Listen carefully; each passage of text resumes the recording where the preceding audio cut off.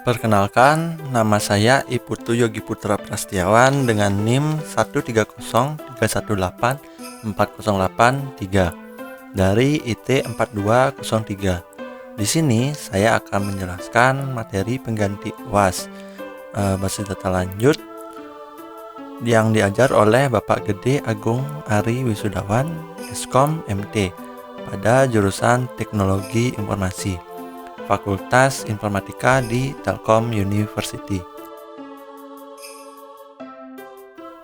Di sini saya akan menjelaskan materi yang ketujuh, yaitu konflik serializability.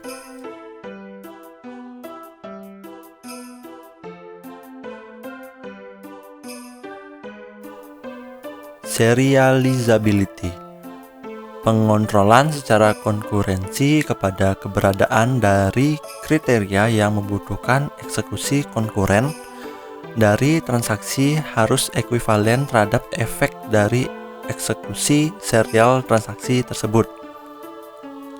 Tujuan dari protokol kontrol konkurensi adalah menjadwalkan transaksi dengan suatu cara untuk menghindari saling mempengaruhi atau mengganggu satu dengan yang lainnya.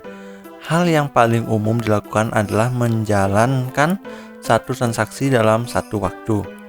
Tapi tujuan dari multi-user DBMS adalah memaksimalkan tingkat konkurensi atau parallelism dalam sistem, sehingga transaksi-transaksi dapat dieksekusi secara paralel tanpa mengganggu transaksi lainnya.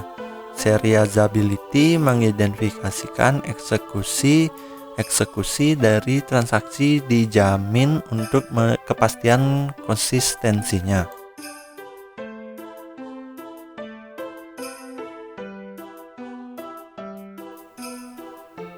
Penjadwalan atau schedule adalah serangkaian operasi dari sekumpulan transaksi konkuren yang menjaga perintah dari operasi-operasi dalam setiap transaksi individual.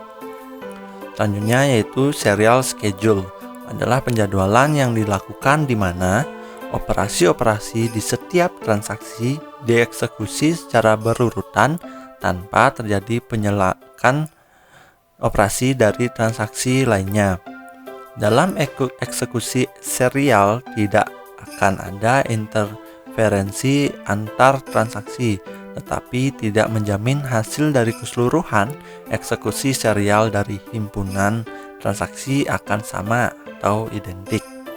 Dan yang terakhir yaitu non-serial schedule adalah penjadwalan yang dilakukan di mana operasi-operasi dari sekumpulan transaksi konkuren saling berselakan atau interleaved. Oke, kita akan lanjut. Apa sih sebenarnya tujuan dari serializability ini? Tujuannya yaitu untuk menentukan non-serial schedule yang memungkinkan transaksi untuk mengeksekusi secara konkuren tanpa mengganggu atau interferen yang lainnya, dan menghasilkan state database yang dapat dihasilkan oleh eksekusi serial. Dengan kata lain, jika terdapat non-serial schedule yang ekuivalen dengan beberapa serial schedule, disebut dengan serializability.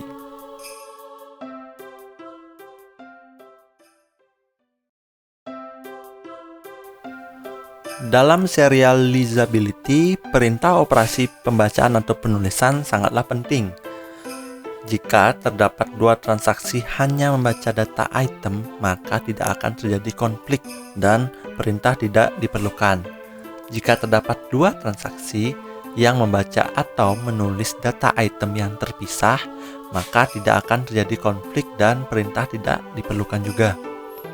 Jika satu transaksi menuliskan data item dan transaksi lainnya membaca atau menulis data item yang sama, maka perintah eksekusi ini diperlukan.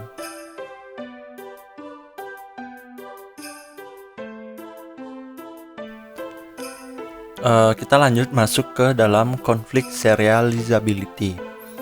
Instruksi I dan IJ masing-masing dari transaksi TI dan TJ Konflik jika dan hanya jika ada beberapa item data yang sama atau key diakses secara bersama-sama, maka oleh II dan IJ serta setidaknya salah satu dari instruksi melakukan operasi write. Yang pertama, jika II sama dengan read key dan IJ sama dengan read key, maka II dan IJ tidak konflik. Yang kedua, jika II sama dengan read key dan IJ sama dengan write key, maka II dan IJ konflik.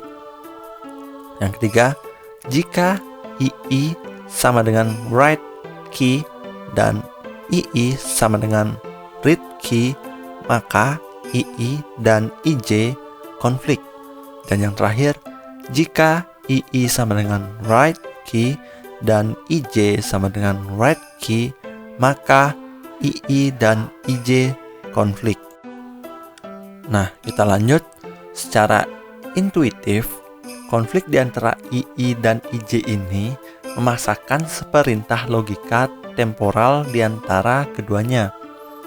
Jika II dan IJ merupakan instruksi dari transaksi berbeda dan tidak ada konflik, maka urutan instruksi II dan IJ dapat ditukar sehingga menghasilkan jadwal baru dengan hasil yang tetaplah bisa sama seperti itu.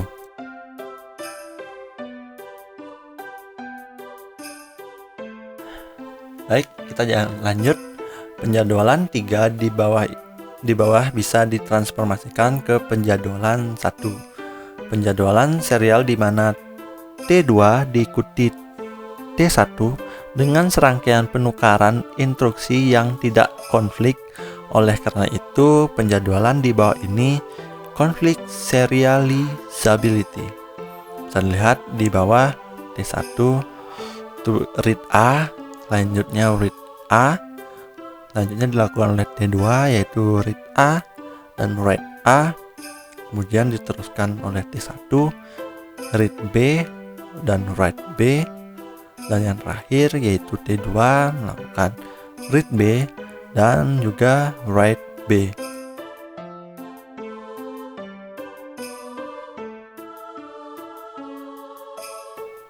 Nah, baik, seperti itulah penjelasan saya mengenai materi ini. Semoga kalian paham dan mengerti tentang penjelasan saya. Mohon maaf jika ada salah kata atau sebagainya. Terima kasih.